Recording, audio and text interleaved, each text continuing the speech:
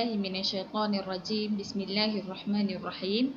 Minggu ini kita akan meneruskan pembelajaran kita pada tajuk Akhlak Islamiah, pelajaran yang ke-28, tajuk Amanah Tunggak Kesejahteraan.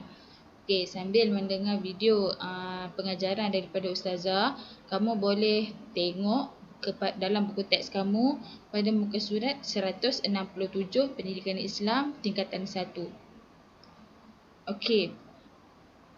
Sebelum itu kita tengok dulu selepas daripada kamu mempelajari tajuk ini, kamu akan dapat menyatakan maksud amanah, dan yang kedua menyatakan dalil nakli tuntutan bersifat amanah. Yang ketiga, menjelaskan kepentingan sifat amanah. Yang keempat, menerangkan cara-cara mengamalkan sifat amanah terhadap diri, keluarga dan masyarakat. Dan yang kelima, menghuraikan implikasi tidak amanah terhadap diri, keluarga dan masyarakat. Dan selain itu, yang terakhir, dapat mengamalkan sifat amanah dalam kehidupan. Baik, kita teruskan dengan maksud amanah. Amanah dari segi bahasa ialah menunaikan janji. Manakala dari segi istilah ialah setiap sesuatu yang dipertanggungjawabkan dalam urusan harta benda, kehormatan dan kerahsiaan. Maksudnya dekat sini, apabila diberikan satu tanggungjawab, kita hendaklah menunaikan janji untuk menjaga tanggungjawab tersebut.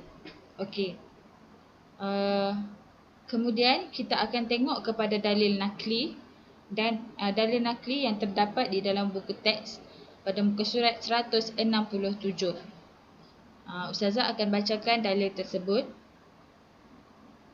Firman Allah Subhanahu wa taala, A'udzu billahi minasyaitonir rajim.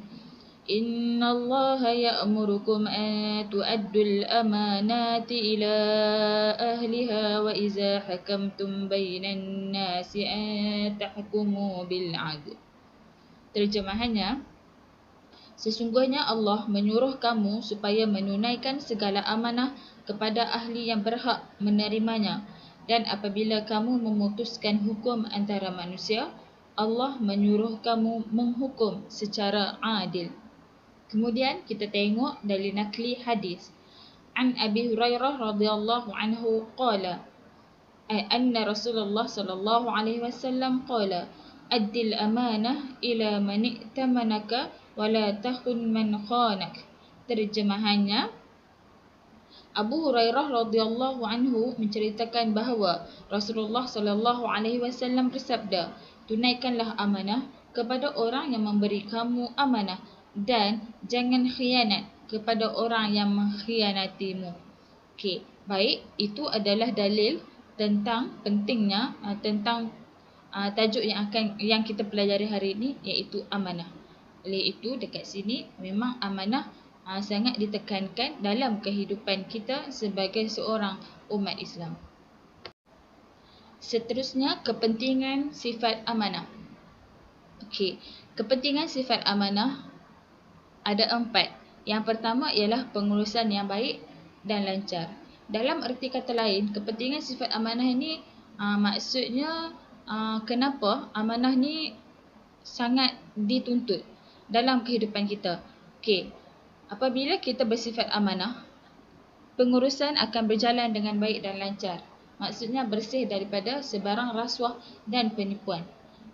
Yang kedua ialah dipercayai dan disenangi. Sekiranya kita amanah dalam menjalankan tanggungjawab, dalam melaksanakan tugasan yang telah diberikan, kita akan mudah dipercayai, mudah mendapat kepercayaan daripada orang ramai. Kalau di sekolah, kita akan mudah untuk mendapat kepercayaan daripada rakan-rakan, guru-guru dan lain-lain. Dan yang ketiga ialah tanda orang beriman. Sekiranya kita amanah terhadap tanggungjawab kita, itu adalah ciri-ciri, tanda-tanda yang ada pada diri kita membuktikan bahawa kita ialah orang yang beriman. Tidak sempurna iman seseorang sekiranya dia tidak amanah. Dan yang terakhir sekali ialah mudah untuk melepasi titian sirat. Seperti yang kita tahu, selepas selepas berlakunya kematian pada diri kita, kita akan melalui proses di hari akhirat, melalui proses timbangan, melalui proses perjalanan di titian sirat. Okey, sekiranya kita amanah, kita akan mudah untuk melepasi titian tersebut.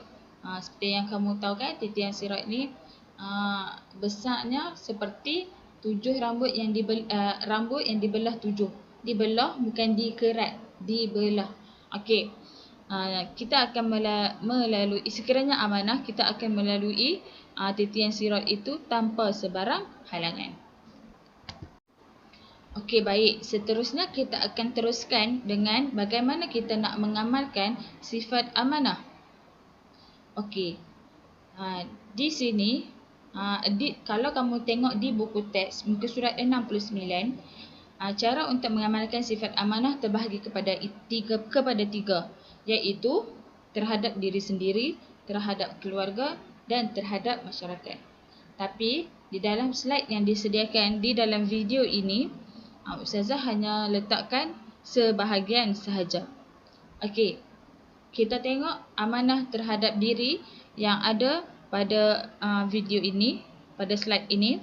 Yang pertama ialah mematuhi suruhan dan larangan Allah. Okey. Dan yang kedua ialah memelihara penampilan diri. Yang ketiga sehingga memelihara penampilan diri itu adalah amanah terhadap diri sendiri. Okey, manakala terhadap keluarga, kita bersungguh-sungguh dan rajin taat kepada ibu bapa dan bertanggungjawab terhadap amanah keluarga. Macam mana nak bertanggungjawab terhadap amanah keluarga? Kita tidak menyebarkan perkara yang buruk tentang keluarga kita. Rahsia keluarga disimpan di dalam keluarga, dan kita hendaklah taat kepada ibu bapa. Itu adalah sangat-sangat tuntutan yang sangat-sangat ditekankan.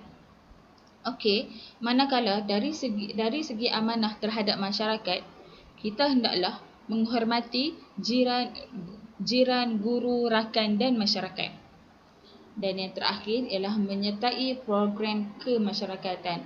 Contohnya aktiviti gotong royong, aktiviti solat hajat di masjid, aktiviti yang melibatkan masyarakat sekeliling. Kemudian kita akan teruskan dengan implikasi tidak amanah. Implikasi ini maksudnya kesan yang akan kita dapat sekiranya kita tidak melaksanakan sifat amanah dalam diri kita. Okey, implikasi ini juga terbahagi kepada 3, iaitu implikasi kepada diri, implikasi kepada keluarga dan implikasi kepada masyarakat.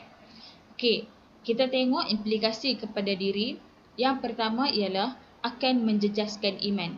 Menjejaskan iman ini maksudnya sekiranya kamu tidak amanah, sekiranya kamu melakukan perkara yang tidak amanah, sekali kamu lakukan, kita akan berulang kali untuk buat sekiranya tidak bertaubat.